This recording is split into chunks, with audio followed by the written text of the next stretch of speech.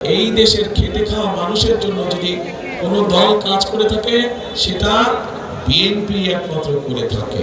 Garments শিল্পের মতো নতুন আরো আমরা শিল্প আনবো, যেখানে আমাদের আরো বেশি সংখ্যক মা বোনেরা কর্মসংস্থানের ব্যবস্থা হবে। জিয়াউর রহমান এই গার্মেন্টস শিল্পকে এই বাংলাদেশে নিয়ে এসেছিলেন, তার ফলে লক্ষ লক্ষ মানুষের কর্মসংস্থানের ব্যবস্থা হয়েছে, মা বোনদের কর্মসংস্থানের ব্যবস্থা হয়েছে।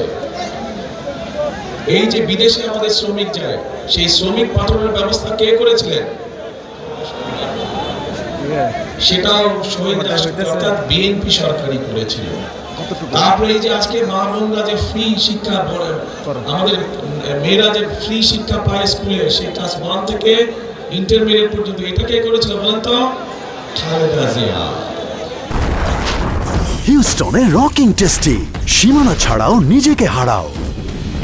কাজে এখন দেখেন এই তিনটা দিয়ে একটা জিনিস বোঝাই দিলাম আপনাদের সকলকে, পরিষ্কার হয়ে গেল যে এই দেশের খেটে খাওয়া মানুষের জন্য যদি কোনো দল কাজ করে থাকে সেটা বিএনপি একমাত্র করে থাকে।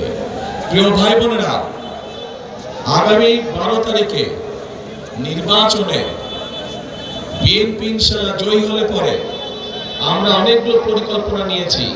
তার মধ্যে একটি পরিকল্পনা হচ্ছে এই যে যেমন গার্মেন্টস শিল্প আছে, এই গার্মেন্টস শিল্পের মতো নতুন আরো আমরা শিল্প আনবো, যেখানে আমাদের আরো বেশি সংখ্যক মা বোনেরা কর্মসংস্থানের ব্যবস্থা হবে, যেখানে আমাদের তরুণ ভাই বোনেরা সেখানে কর্মসংস্থানের ব্যবস্থা করতে হবে। নতুন শিল্প আমরা এই দেশে নিয়ে আসব, যেখান থেকে আবার দেশে আরো বেশি বিদেশে রপ্তানি হবে। এখন শুধু সেটাই নয়, আমরা এই যে লক্ষ লক্ষ মা বোনেরা আছে, এই মা বোনদের কথা চিন্তা করে আমরা আরেকটি পরিকল্পনা গ্রহণ করেছি।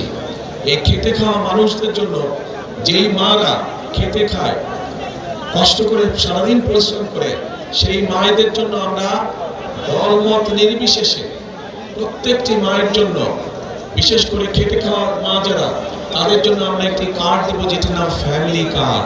এবং সেখানে সেই কার্ডের মাধ্যমে আমরা প্রত্যেকটি মায়ের পরিবারের কাছে সরকারের পক্ষ থেকে একটি সহযোগিতা পৌঁছে দিতে চাই, যেন মাস শেষে তাদের কষ্ট কিছুটা কম হয়।